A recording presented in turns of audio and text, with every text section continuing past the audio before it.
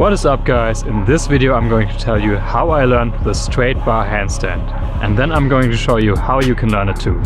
So when it comes to the progress I made with this move, the first time I tried it was many years ago and I wasn't very successful at it, and that's sort of where I left it. And then I tried it again, wasn't very successful at it, so I left it. And only recently, like 1 or 2 months ago, I really started focusing on it. And I saw results pretty quickly. And right now I'm at the point where I get it like 9 out of 10 times or 8 out of 10 times.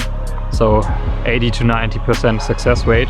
And each time I train for it, it gets better. Also variations like the press and the handstand push-up get easier and easier. So how can you learn it? I'm going to show you the easy way.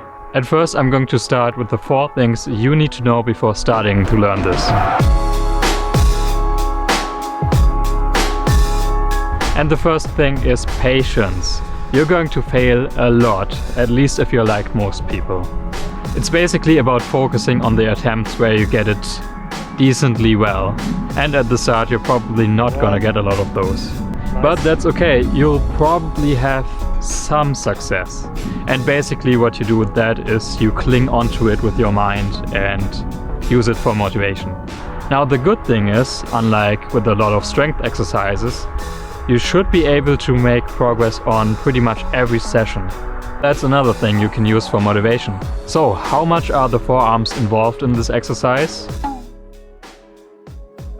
Just kidding, but you need them for balance. I get sore forearms pretty much every time I train this, because I use them so much for the balance.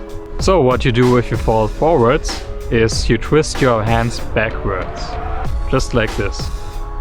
And if you fall backwards, you twist your hands forwards, which makes sense because you're counterbalancing. And if you're curious, these are the muscles that are involved for this. If you had Latin in school, this is probably the first time it ever became useful. Third thing you need is grip on the bar. If your hands slip while you try to counterbalance, it's all useless. So get yourself some chalk or tape, that works too, and that should make it a lot easier.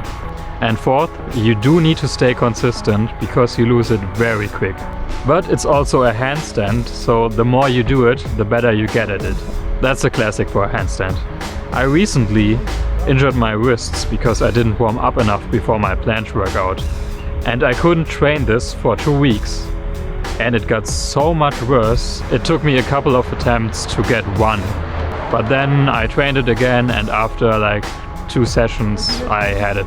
Now the biggest challenge that you will face with this is the small surface area, which means that you will fall exponentially faster. That also means that thicker bars are way easier to balance on than thinner bars. Here's the good part though, if your grip is strong and your parallettes are solid, it's actually pretty easy to hold this, since you gain more range and you don't have to react as fast to your body falling.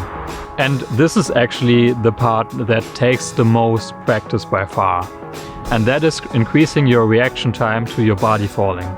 If you do a lot of micro adjustments and you really focus on getting fast movements to counterbalance, it makes the handstand a lot easier.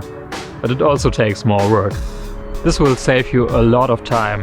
Just focus on that, really feel where your body is and where it's currently falling towards. And once you have pretty good awareness of that, it should make the straight bar handstand easy. Alright, that's nice and all, but how do you actually get good at it? Now you could go all Unga Bunga style and just train it every workout, and that will work. But here are 2 alternative ways.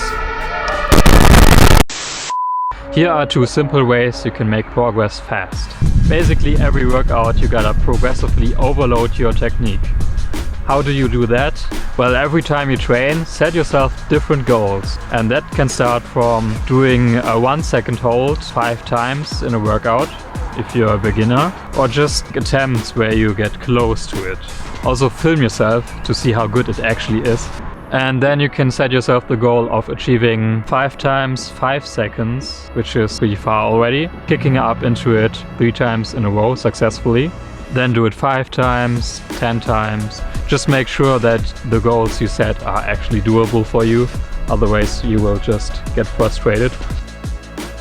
The second way is actually a 30-day progression challenge, which my friend Carlos recently told me about. And basically what you do is you train these every day. And at the first day you only do like 10 attempts. And you choose your best one, and on day 2 you try to make it better. And that you basically repeat for 30 days. And you can only leave training once you really get a better attempt than the last day. And at day 30, see how your progress is. Now it's really important to work on weaknesses, and my personal weakness is the kick-up. So my training mostly consists of doing a kick-up to a 5 to 10 second hold and then repeat. And I try to repeat that 5-10 times in a row. And if I fail one, I have to start again. That's how you really traumatize your body to get it consistent. But if that's no problem for you and the longer holds are the problem, then you can just work on that. Now, how do you fall? This is what most people are concerned about when they try it, and it's actually really easy. If you do have some parallettes, you can start by doing a small cartwheel over it, and then you make that cartwheel a little bit bigger, and then you can really try to do the handstand and cartwheel out. It takes some getting used to before it really feels comfortable, but once you're there, it's just like any other skill. I also recommend training at a height of about 30 centimeters, because that gives you more time to fall, but also not too much time, if you know what I mean.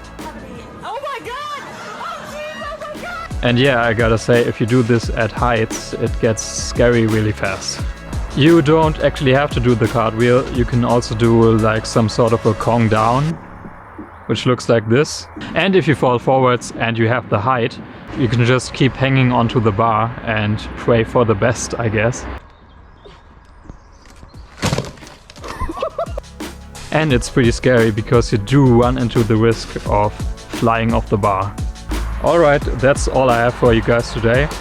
But I'm still working on straight bar handstand push-ups and will drop a video about that soon.